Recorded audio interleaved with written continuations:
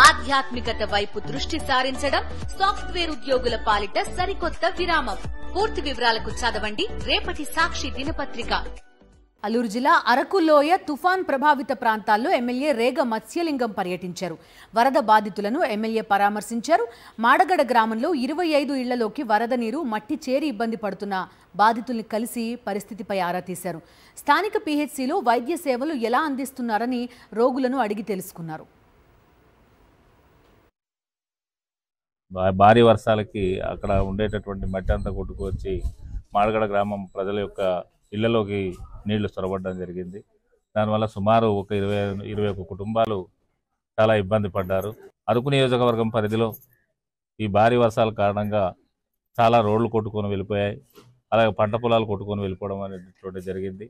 అన్ని మండలాల్లో ఉండేటటువంటి ఎంఆర్ఓలతో మాట్లాడి వాళ్ళ పంట నష్టం కానీ, లేదంటే రోడ్లు ఎక్కడైతే డ్యామేజెస్ అయ్యాయో, ఇల్లు ఎక్కడైతే డ్యామేజెస్ అయ్యాయో, లేదనుకుంటే ఎవరైనా దురదృష్టవశాత్తు కొట్టుకు వెళ్ళిపోయినా సరే ప్రతి ఇన్ఫర్మేషన్ కూడా మరి తయారు చేసి కలెక్టర్ గారికి మాకు కూడా ఇవ్వమని చెప్పేసి అనడం అనేటువంటి జరిగింది. మరి వీటంతా కూడా అంచనా వేసి ప్రజలకు జరిగినటువంటి నష్టాన్ని పూడ్చాల్సినటువంటి బాధ్యత ప్రభుత్వం మీద ఉంది.